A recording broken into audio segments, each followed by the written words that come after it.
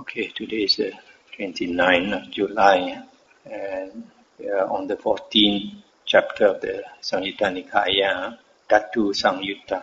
Today we come to Sutta 14.12, the 12th Sutta in the 14th Samyutta at Savatthi. Buddha said, "Monks, sensual thought arises with a source, not without a source. Thought of ill will arises with a source, not without a source. Thought of harming arises with a source, not without a source." I'll stop here for a moment. These three things, sensual thoughts, thoughts of ill will and thoughts of harming, are wrong thoughts. In the Noble Eightfold Path, the second factor is right thoughts. And right thoughts are the opposite of these three thoughts. So these are the three wrong thoughts, not the right thoughts. And the Buddha said, and how is this so?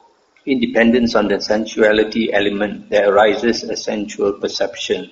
Independence on sensual perception, there arises sensual intention. Independence on sensual intention, there arises sensual desire. Independence on sensual desire, there arises sensual passion. Independence on sensual passion, there arises a sensual quest. Engaged in a sensual quest, the uninstructed worldling conducts himself wrongly in three ways, with body, speech and mind. I'll stop here for a moment. So here it says, first there must be this sensuality element. The sensuality element, according to the commentary, is sensual thoughts and all sense sphere phenomena. You can say like sights, sounds, smells, tastes, touch. These are the sense sphere phenomena. So you have after you have this sensual element, then you have perception of it, and perception gives rise to sensual intention, and then that gives rise to desire, that gives rise to passion, that gives rise to quest, and after the quest you attain one. Then to continue, independence on the ill will element, there arises perception of ill will. Independence on perception of ill will, there arises intention of ill will. Independence on intention of ill will, there arises desire driven by ill will. Independence on desire driven by ill will, there arises passion driven by ill will. Independence on passion driven by ill will, there arises a quest driven by ill will. Engaged in a quest driven by ill will, the uninstructed worldling conducts himself wrongly in three ways, with body, speech and mind. Similarly, for the harmfulness element, independence on the harmfulness element, there arises perception of harming, and then it gives rise to intention to harm, etc., and then conducts himself wrongly. Suppose, monks, a man would drop a blazing grass torch into a thicket of dry grass. If he does not extinguish it quickly with his hands and feet, the creatures living in the grass and wood will meet with calamity and disaster. So too, if any ascetic or Brahmin does not quickly abandon, dispel, obliterate and annihilate the unrighteous perceptions that have arisen in him, he dwells in suffering in this very life, with vexation, despair and fever, and with the breakup of the body after death. A bad destination may be expected for him. Let's stop here for a moment. So, the Buddha says, because of these three elements, let's see what the commentary says about this ill will element. Is, according to the commentary, is thought of ill will or ill will itself, hatred. And then this harmfulness element, according to the commentary, harmfulness element is the thought of harmfulness and harmfulness itself. So you see, like this sensuality element here, I say it's sensual thoughts and sense sphere phenomena. But on the ill will element is something inside of us, the ill will inside us, and the harmfulness element also. So it could be also that this sensuality element is also something inside us. We have this tendency towards sensual desire. So that's why This could be the sensuality element that gives rise to sensual perception. And this sensual perception arises from, according to other suttas, arises from the feature of attractiveness. If, for example, you see something or you hear something, and it appears attractive to you, maybe because of habit, then it gives rise to the sensual perception. But in the sutta, it's also stated that this perception can be changed. For example, it is normal for a man to be attracted to a woman's body, and vice versa, for the woman to be attracted to a man's body. But with the cultivation of this unattractiveness of the body, meditation on the unattractiveness of the body, that means cultivate meditation on the 32 parts of the body, then we, instead of seeing a body just skin deep, just outside, then after you practice meditation on 32 parts of the body, then you will be able to see more clearly or perceive more clearly all the parts inside the body, in which case the body doesn't become so attractive anymore. So the sensual perception can be changed. It's only due to habit. So something to note. And to continue, monks, thought of renunciation arises with a source, not without a source. Thought of non-ill arises with a source, not without a source. Thought of harmlessness arises with a source, not without a source. Let's stop here for a moment. These three things, renunciation, non-ill will, and harmlessness is the opposite of the other three that we just read just now. And these three are the right thoughts, thoughts of renunciation, thoughts of non-ill will, and thoughts of harmlessness. This non-ill will can also be loving kindness. And how is this so? In dependence on the renunciation element, there arises perception of renunciation. In dependence on perception of renunciation, there arises intention of renunciation. In dependence on intention of renunciation, there arises desire for renunciation. In dependence on desire for renunciation, there arises passion for renunciation. In dependence on passion for renunciation, there arises a quest for renunciation. Engaged in a quest for renunciation, the instructed noble disciple conducts himself rightly in three ways, with body, speech and mind. And similarly, for the non-ill will element and for the harmlessness element, first arises the element itself, and then the perception of it, and then intention, etc. Suppose, monks, a man would drop a blazing grass torch into a thicket of dry grass. If he quickly extinguishes it with his hands and feet, the creatures living in the grass and wood will not meet with calamity and disaster. So too, if any ascetic or Brahmin quickly abandons, dispels, obliterates and annihilates the unrighteous perceptions that have arisen in him, he dwells happily in this very life, without vexation, despair and fever. And with the breakup of the body after death, a good destination may be expected for him. It's the end of the sutta. So here you can see, in the first case, if you have wrong thoughts, then it leads you along that path until you conduct yourself wrongly in body, speech and mind. That means you create evil karma.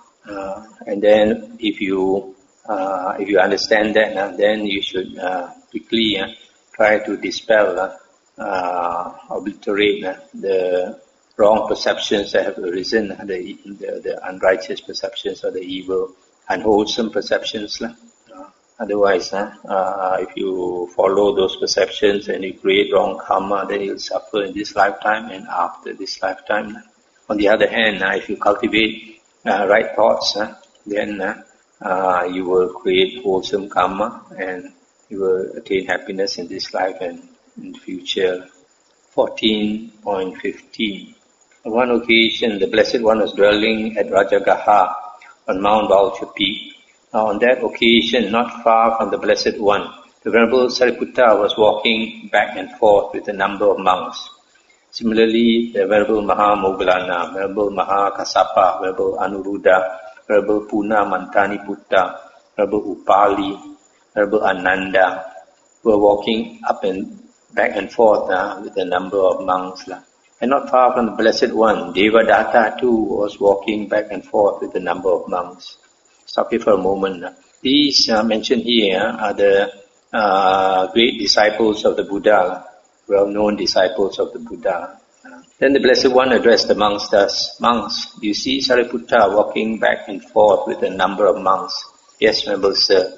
"All those monks are of great wisdom. Do you see Moggallana walking back and forth with a number of monks?" "Yes, Venerable Sir." "All those monks have great psychic power. Do you see Kassapa walking back and forth with a number of monks?" "Yes, Venerable Sir." "All those monks are proponents of the ascetic practices." I'll stop here for a moment. So here, because Venerable, the first one is Sariputta, Venerable Sariputta was walking back and forth with his disciples. And since Venerable Sariputta is of great wisdom, his disciples are also of great wisdom, because the teacher teaches the disciples what he knows. And similarly, Venerable Moggallana has great psychic power, so those of his disciples also have great psychic power. Venerable Kassapa is famous for ascetic practices, the Dhutangas, and so his disciples are also the same. Do you see Anuruddha walking back and forth with a number of monks? Yes, Venerable Sir. All those monks possess the divine eye or heavenly eye. Do you see Puna Mantaniputta walking back and forth with a number of monks? Yes, Venerable Sir. All those monks are speakers on the Dhamma. Do you see Upali walking back and forth with a number of monks? Yes, Venerable Sir. All those monks are upholders of the Vinaya, monastic discipline. I'll stop here for a moment. So here, after that we have Venerable Anuruddha. Venerable Anuruddha is divine eye, heavenly eye, is so powerful. It seems he can see 1,000 world systems like in the palm of his hand. His mind has opened up so much that he can see 1,000 worlds, so small in the palm of his hand. And then Puna Mantaniputta is also a Sakyan, and he's famous as a great speaker of the Dhamma. So his disciples are also like him. And then Venerable Upali, if I'm not mistaken, used to be a barber for the Buddha and the other. So he is famous for the knowledge of the Vinaya, and similarly his disciples. You see Ananda walking back and forth with a number of monks. Yes, Venerable Sir. All those monks are highly learned. Highly learned here means they have a good knowledge of the suttas, the discourses of the Buddha. You see Devadatta walking back and forth with a number of monks. Yes, Venerable Sir. All those monks have evil wishes, being greedy. Monks, it is by way of elements that beings come together and unite. Those of an inferior disposition come together and unite with those of an inferior disposition. Those of a good disposition come together and unite with those of a good disposition. In the past they did so. In the future they will do so. And now at present they do so too. And that's the end of the sutta. So like the English saying, birds of the same feather flock together. So people of the same character, they come together. Those wise people, they like to mix with wise people. Fools like to mix with fools, etc. Drinkers like to mix with drinkers. Jolly kakis like to mix with jolly kakis. Okay, now we come to the next samyutta. It's Anamatagga-samyutta. It discourses concerned with without discoverable beginning. What is without discoverable beginning? Is the time or the world itself does not have a beginning. In other words, time has no beginning. Later you see, the Buddha also says that time has no end, no limits to the beginning and the end of time.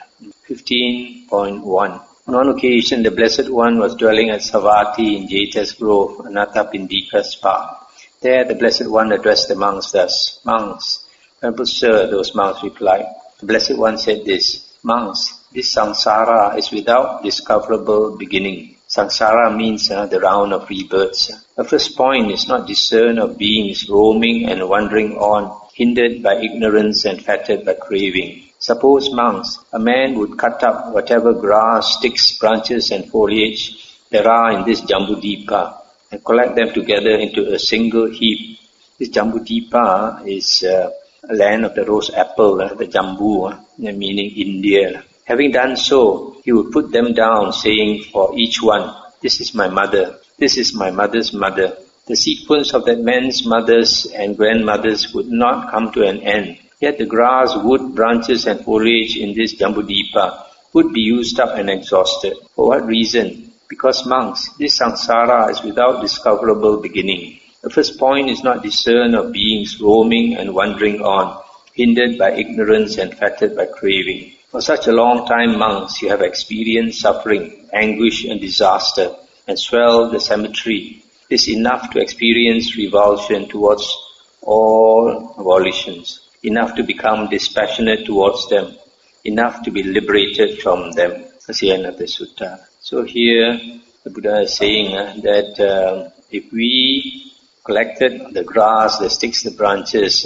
foliage, leaves and all that, and we put them in a pile, and for every pile we say this is our mother, this is our mother's mother, this is our grandmother's mother, this is our grandmother's mother's mother, etc. All the grass and sticks and branches and leaves in India would be used up, and still you haven't counted your ancestors, haven't finished counting your ancestors. So the meaning here is that we have been in samsara for so long. It's hard to imagine how long we have been going on the round of rebirths. And yet it seems like we are just born the first time into this world. So our ignorance, our cake of ignorance, the layer of ignorance covering us is so deep, we can't even remember our past one lifetime. So the Buddha says it is enough to experience revulsion towards all volitions, enough to be dispassionate towards them. These volitions here it says formations, but the word is sankhara. So you can say volitions are what conditions other things. Volitions, when we exercise volition, then we continue on the round of rebirths. Volition is connected with our craving. Next sutta 15.3, Buddha said in Savatthi, monks, this samsara is without discoverable beginning. The first point is not discern of beings roaming and wandering on, hindered by ignorance and fettered by craving. What do you think, monks? Which is more, the stream of tears that you have shed as you roamed and wandered on through this long course, weeping and wailing because of being united with the disagreeable and separated from the agreeable, this or the water in the four great oceans? These four great oceans, I guess, refers to the big ocean in the heavens. And the disciples said, as we understand the Dhamma taught by the Blessed One, Venerable Sir, the stream of tears that we have shed as we roamed and wandered through this long course, weeping and wailing because of being united with the disagreeable and separated from the agreeable, this alone is more than the waters of the four great oceans. Good monks, it is good that you understand the Dhamma taught by me in such a way. The stream of tears that you have shed as you roamed and wandered through this long course, weeping and wailing because of being united with the disagreeable and separated from the agreeable, this alone is more than the waters in the four great oceans. For a long time, monks, you have experienced the death of a mother.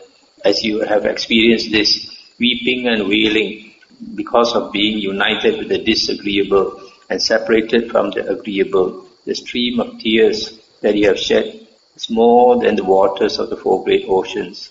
For a long time, monks, you have experienced the death of a father, or the death of a brother, or a sister, or a son, or a daughter, the loss of relatives, the loss of wealth, loss through illness. As you have experienced this weeping and wailing because of being united with the disagreeable and separated from the agreeable, the stream of tears that you have shed is more than the waters in the four great oceans. For what reason? Because, monks, this samsara is without discoverable beginning.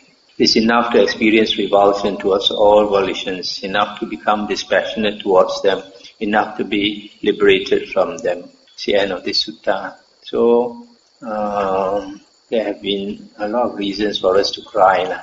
Sometimes because of the death of some relative, sometimes because we lose our property, because we did something wrong, we were tortured by the king, tortured by soldiers, tortured by enemies, and you cried and cried, and or you have been sick, and the sickness so painful made you cry. So all these many reasons for us to cry, and we have cried so much. It's more than the waters in the oceans. But the thing about this Mara is very strong. Sometimes when we suffer, we feel so disgusted. For many people, they say want to give up everything, want to practice the holy life. But Mara will tempt us, and then very soon we forgot about our suffering already. There are things to enjoy, and we start laughing, and we forgot about our sorrow. Just like sometimes some men, the wife passes away, he feels so dejected, almost wants to commit suicide. Later, he becomes attracted to some other lady and gets married and forgot all about his sorrow already. It's very common. So that's why the Buddha says Mara is very strong. And Mara also says, you cannot escape from me. So that's why we cry so much, and yet every time we come back and still want to enjoy the world. 15.5. At Savatthi, then a certain monk approached the Blessed One, paid homage to him, sat down to one side and said to him, Venerable Sir, how long is an aeon? This aeon refers to a kappa, a world cycle. A world cycle has 4 stages. Firstly, like now, the world exists, and we will exist for a long time. This is one stage. Then after that, it will start to disintegrate. And this process of disintegrating takes a long time before it finally disintegrates.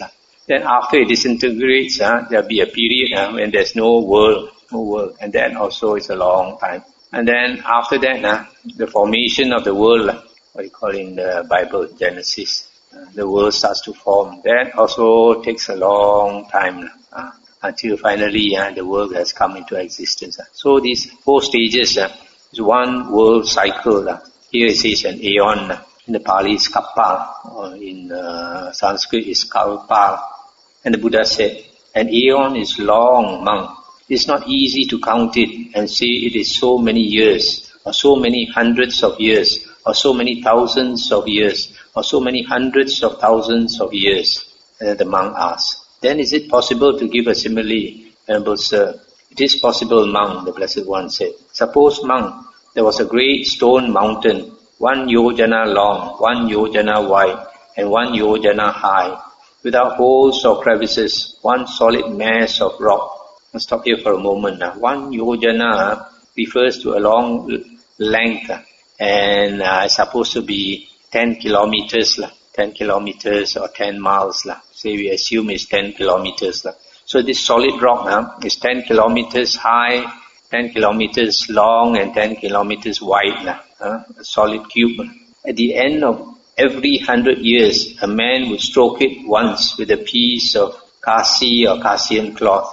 Let's stop here for a moment. This Kasi is a city. It's a great trading center. So Kasian cloth is a very fine cloth, something like silk. So you take a very fine cloth, you are only allowed once in 100 years to rub that solid rock. That great stone mountain might by this effort be worn away and eliminated, but the aeon would still not have come to an end. So long is an aeon, monk, and aeons of such length. We have wandered through so many aeons, so many hundreds of aeons, so many thousands of aeons, so many hundreds of thousands of aeons. For what reason? Because, monk, this samsara is without discoverable beginning, and it is enough to be liberated from them. So, you see, the simile given of a world cycle is so long. This solid rock is so huge, you are only allowed to rub it only once in 100 years, only once, and with a soft cloth. How long it will take to wear away that rock? And yet the Buddha says the rock would have finished worn away, and yet 1 aeon has not passed. So it's like almost impossible to count how long the aeon is. So remember the Buddha said he contemplated the last 91 world cycles and saw only 6 Sambuddhas willing to teach the Dhamma. And then I mentioned also the last 3 Buddhas were on this world cycle. That means the last 90 world cycles, there were only 3 Sambuddhas. That means 30 world cycles before you meet one Sambuddha. Such a long time. So if we don't make use of this Dhamma now, we are not going to meet it. We have to suffer so much. Our tears will fill another 4 great oceans. 15.13 at Rajagaha in the bamboo grove. Then 30 monks from Pava approached the Blessed One, all forest dwellers, alms food eaters, rag robe wearers, triple robe users, yet all were still with fetters. Stop here for a moment. These 30 monks, if I'm not mistaken, this story I think is found in the Vinaya or somewhere. About these 30 monks, they are all very ascetic monks. They dwell in the forest, they only beg for their food, and they wear rag robes, and they use only one set of robes. It's called the triple robe. Triple robe refers to only one set of robes. And if I'm not mistaken, in the Vinaya books it says they had come a long way, they wanted to see the Buddha. And then the rain season was coming. So they hurried, but they could, because they walked from so far to come and see the Buddha. In those days in India they have to walk. So when the rain season started, they had not yet arrived at the Buddha's place.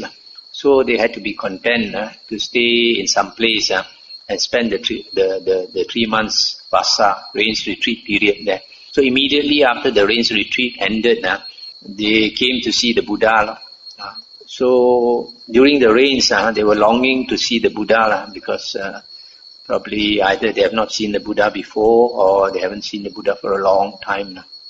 And these were all good monks, but they were still with fetters, meaning they have not attained arahanthood.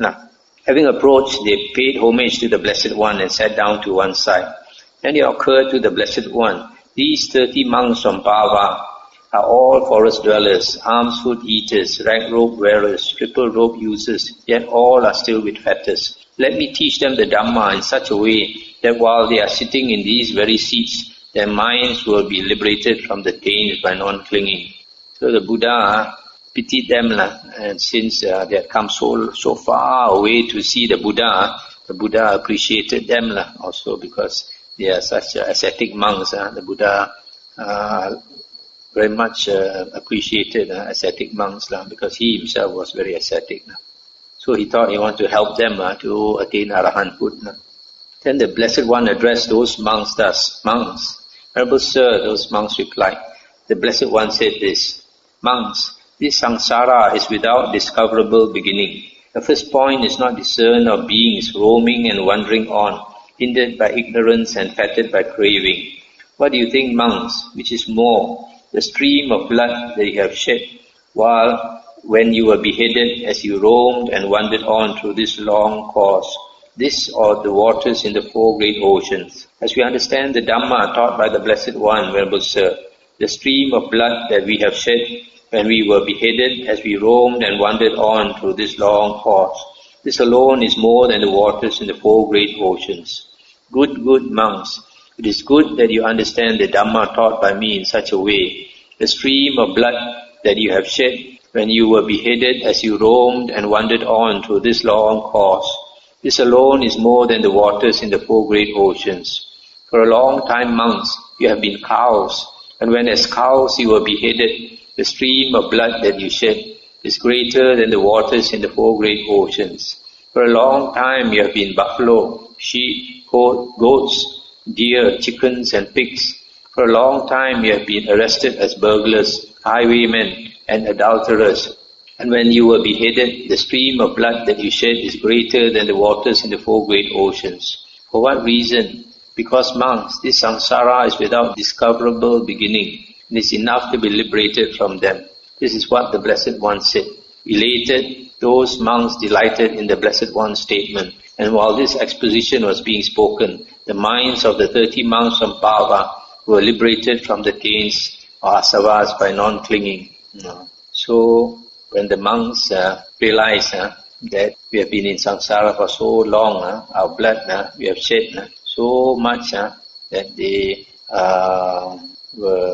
experienced revulsion, dispassion, and they just let go of their clinging and became arahants. 15.14 until 19, the Buddha said, Savati, monks, this samsara is without discoverable beginning. It is not easy, monks, to find a being who in this long course has not previously been your mother, or your father, or your brother, your sister, your son, your daughter. For what reason? Because, monks, this samsara is without discoverable beginning. It's enough to be liberated from them. Here, these few suttas, the Buddha says, it's very difficult to meet some being who has not previously been related to us in some way.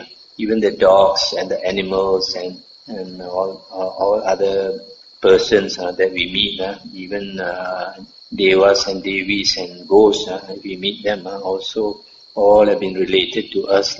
Very difficult to find a being who has not been related to us. So because of this, you should consider sometimes you are angry with somebody. You should try to realize that we have all been related before, and try to be kind to everybody. 15.20. On one occasion, the Blessed One was dwelling at Rajagaha on Mount Vulture Peak. There the Blessed One addressed the monks thus, Monks, Noble Sir, those monks replied. The Blessed One said, Monks, this samsara is without discoverable beginning. The first point is not discern of beings roaming and wandering on, hindered by ignorance and fettered by craving. In the past, monks, this Mount Vipula was called Pachinavamsa, and at that time these people were called Tivaras. The lifespan of the Tivaras was 40,000 years. They could climb Mount Pachinavamsa in 4 days and descend in 4 days. At that time, the Blessed One, Kakusanda and Arahant Sammasambuddha had arisen in the world. His two chief disciples were named Vidura and Sanjiva, an excellent pair. See, monks, that name for this mountain has disappeared. Those people have died, and that Blessed One has attained final Nibbana. So impermanent are volitions, monks, so unstable, so unreliable.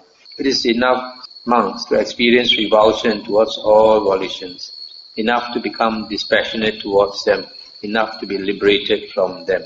At another time in the past, monks, this Mount Vipula was called Vankaka, and at that time these people were called Rohitasas.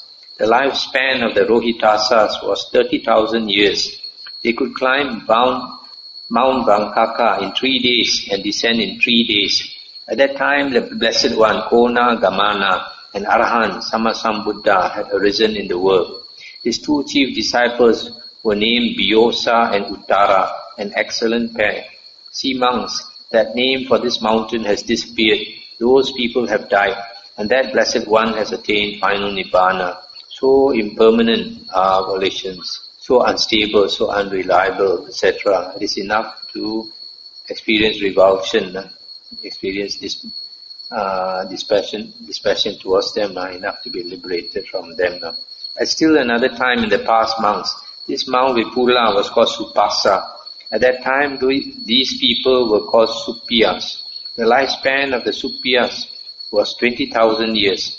They could climb Mount Supasa in 2 days and descend in 2 days. At that time, the Blessed One, Kassapa, Arahant, Sammasambuddha, had arisen in the world. His two chief disciples were named Chissa and Bharadvaja, an excellent pair. See, monks, that name for this mountain has disappeared. These people have died, and that Blessed One has attained final Nibbana. So impermanent are volitions, so unstable, so unreliable, etc. It is enough to be liberated from them. At present, monks, this Mount Vipula is called Vipula, and at present these people are called Magadhans. The lifespan of the Magadhans is short, limited, fleeting. One who lives long lives 100 years or a little more. The Magadhans climb Mount Vipula in an hour and descend in an hour.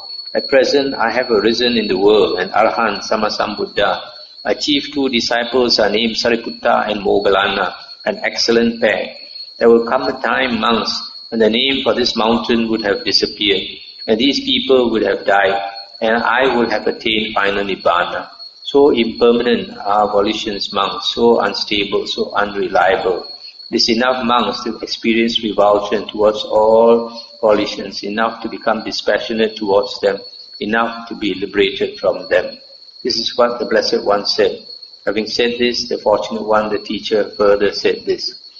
This was called Pachina Vangsa by the Tivaras, and Vankaka by the Rohitasas, Supasa by the Supya people, Vipula by the Maganan folk. Impermanent, alas, are volitions. Their nature is to arise and vanish. Having arisen, they cease. Their appeasement is blissful. This word I mentioned as volitions, another translation is conditioners. The things of the world condition others, and they are also conditioned by others. So in this sutta, this very same mountain, a long time ago, you need 4 days to climb up. That means it used to be very high. 4 days to climb up. At that time, the people's age was 40,000 years. Then later, the mountain became shorter and took 3 days to climb up. At that time, the people's age was 30,000. And then later still, when another Buddha appeared, it took only 2 days to climb up. And the people's age was 20,000 years. And now the Buddha says, you only need 1 hour to climb up. And the people's age is only about 100 years. It shows the mountains can go shorter and shorter. So the Buddha says, everything in the world passes away like a dream. So enough should not cling to anything in the world.